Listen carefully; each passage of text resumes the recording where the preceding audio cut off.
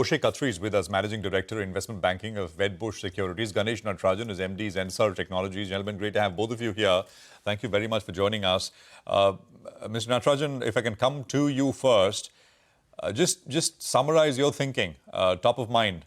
You want to be specific with numbers in terms of impact, implications, go for it, or a broader top-down perspective on this. How do you see it? First, a clarification. I'm no longer MD of Zensar Technologies.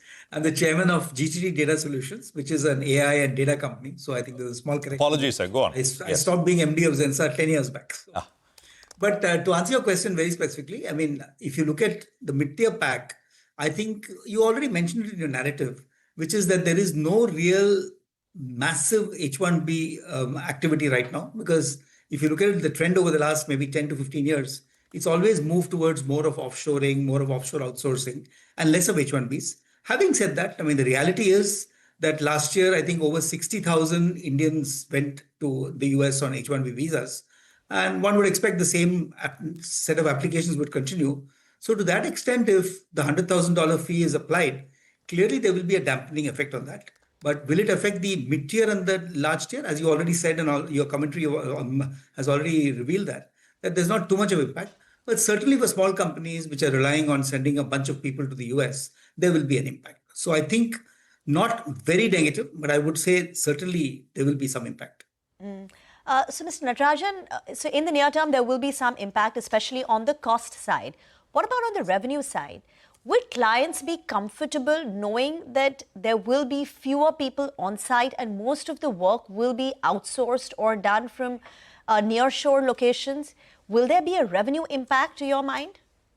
No, I'm glad you mentioned that, Rima, because I mean, ultimately it's all with the client. And clients are not going to change their model overnight. Because as you know, for the last 30 years, we've been trying to convince clients to move more stuff offshore because it makes sense for them, makes sense for us. But there are different models by which clients do technology work through vendors. And some of it will tend to be, I mean, almost 20% is on site. So it's not going to happen overnight. So yes, there could be some projects which definitely need proximity to the customer, which might get postponed or even cancelled. So I would not say there will be no impact. There will be some changes to client directions in terms of how they do it. But over the maybe 2 to 3 years, you can probably convince clients to do much more work through GCCs, through offshore, and all the good stuff that is already there in the pipeline. Okay, good morning, gentlemen, and good to see you all in. This is Nigel on this side. Well, Moshe, let's get you into the conversation then. If you could give us a brief idea about what is the wage differential between someone who's on a H-1B visa and a local, a broad number. So good morning.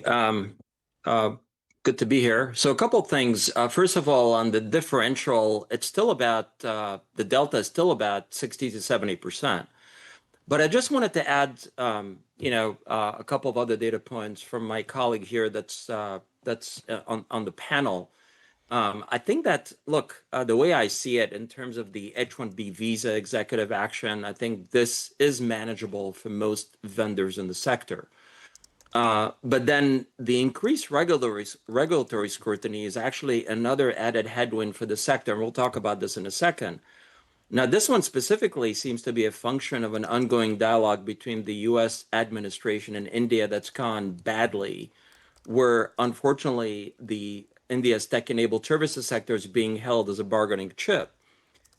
Specifically on this one, obviously the H-1B visa program has been targeted multiple times during the past 15 years.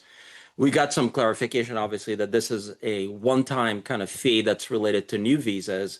But the sector has been battle-tested in this area and has significantly reduced its dependence on this program by expanding the on-site execution.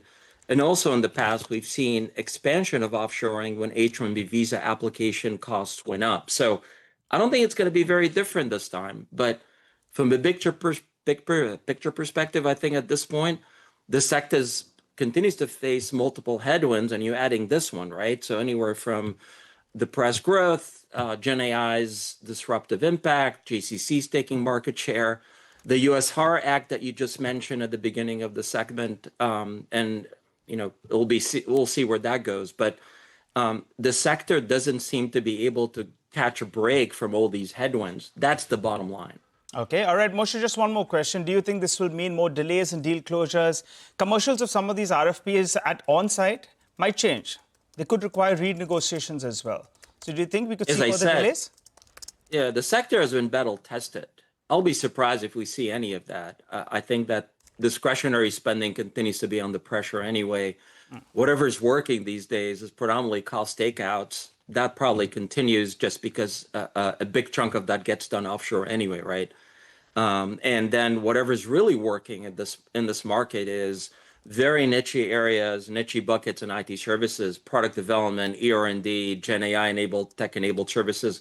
These are the areas that are getting, where we're seeing spending, and a lot of that is probably done anyway, either offshore or on site, and that's not going to change.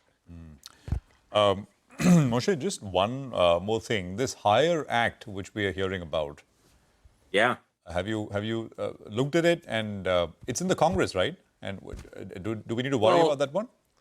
So a couple of things. I believe you're talking about the Senate. There's a senator that's kind of putting that potential law or regulation that still has to go through vote. The president still has to sign it. But in general, we don't see this practical. How do you basically, stop any sort of offshoring if you don't have any scale in the U.S. to pick up the work?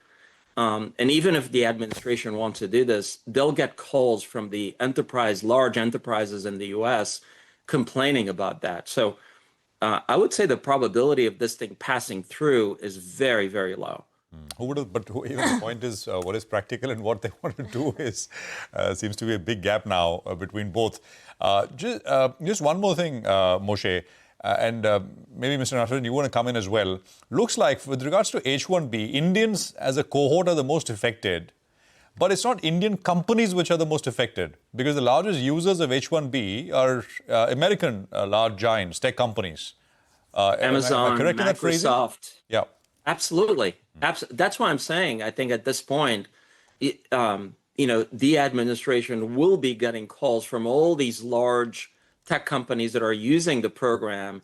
And these are people that are funding the political party. So I can't really see the administration ignoring these calls and complaints. That's why I'm saying this is just impractical. And I think that's a lot of noise about potentially nothing. Mr. Natarajan, I just like to point out, Yes, I just like to point out one thing that there is a provision for an exemption for some companies or some cases. So we need to be watchful of that. I mean, Indian companies do use H1s. I don't think we can say we won't use. And normally that's being used for supporting an offshore because there will be some people on site to support that. So it is a dampener, but we have to face the reality that things are moving more and more to work being done by local Americans on site. And I think we'll have to move with the flow and make sure that our models respond accordingly. Yes. The Department of Homeland Security state can exempt individuals, companies, or industries in the national interest. This is broad, discretionary, and case by case. This is what the executive order earlier said. Mr. Natarajan, quick word. Will we see a mushrooming of GCCs now in India? And will that be another headwind for Indian IT? Will they take away work which would have otherwise come to large tech companies? No, Rima, that's been something we've been discussing for 20 years. The GCCs have always added value because GCCs do some portion of the work, mainly the mission critical work. But most of the discretionary work is still done. I mean, you may be working with the GCC rather than with the parent company, but that will continue. Mushrooming of GCCs, I don't see, but more work in mature GCCs is likely to happen because people will try and avoid cross-border movement of people. That's going to happen. Moshe, have you spoken to investors investing in Indian, tech industry? I was looking at data. The FIs, this is as per August, towards the end of August. The FIs, towards the end of August, we've seen outflows of $4.1 billion since March of 2024, and the assets under custody fell from 10.3% in Jan 2025 to 7.4% in July 2025. So FIs have been shunning Indian IT. How are they reacting to this added headache or disruption? As I said, this is just another headwind that they have to deal with. And nice talking to you, Rima. Look, the sentiment remains extremely negative. And we've had 2-3 years of slowdown in terms of growth.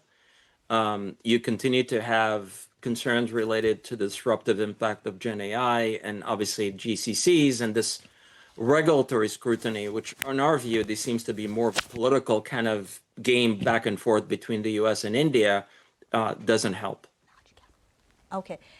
Just quick word, Moshe, in the large cap companies that you look at, which ones will be most impacted? We don't believe that the large caps will be impacted. And again, as I said, H-1B visa applications have been down significantly in the past 2 years. And these companies are extremely well positioned here in terms of being pedal tested. Got it. Thank you, gentlemen, for joining us today. Thank you very much. That is the big story, and we'll be taking it forward through the course of the trading session.